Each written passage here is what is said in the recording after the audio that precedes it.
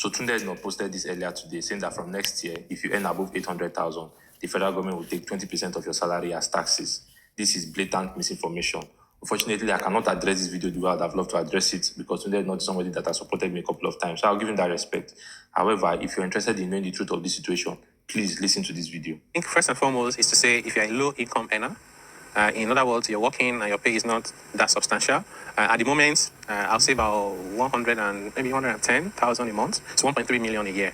If that is the level of income you earn as a worker, either in the private or public sector, once these laws are implemented, effective January 2026, you will no longer pay PAYE. So if you were paying pay as you earn, so if you were paying 4,000 naira per month, that 4,000 naira becomes part of your net salary. So you see a jump in your net salary that you take home every month.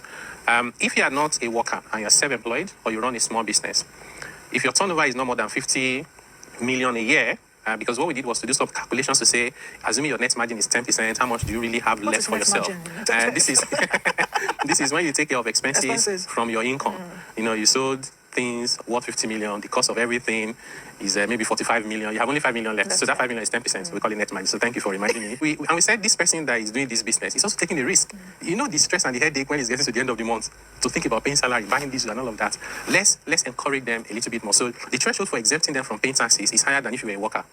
Because otherwise, everybody will say, why don't I just become an employee if it's easier and more rewarded? So those people will see a relief, not only from their income taxes, they will not have to charge VAT, they will not have to deal withholding tax, and most of these people also have employees that don't even earn up to 100K a month. So in which case, they won't have to worry about pay as you earn for their staff. Just keep doing your business and we pray for you to grow. So you keep growing and then you grow to the tax net when you have the capacity to pay.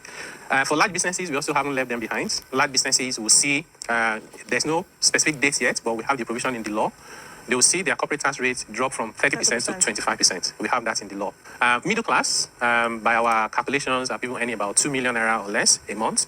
They will see a drop in their own pay as you earn. It won't be zero, but there will be a drop. What percentage? No, it will now vary. If you earn 1.5 million, your drop is lower than if I earn 500,000 because we're making it progressive. For the high net worth individuals, we also have them in mind. Even though they will pay slightly more personal income tax, they will see other benefits in the form of selling properties, buying properties. There will be no VAT. And many of them are also people who own businesses. So in other words, I own a business. You cut my tax rate by, worth of 5 million, but you ask me to pay personal income tax worth additional 2 million. I'm still better off. So at the end of the day, there's something in this for everyone. And for Nigeria, the benefit for the government is you make more money, not necessarily by taxing people more, but by doing three things. One, you address evasion. Evasion is people who are just not paying taxes, even though they're making money that is liable to tax. Number two is you take care of wasteful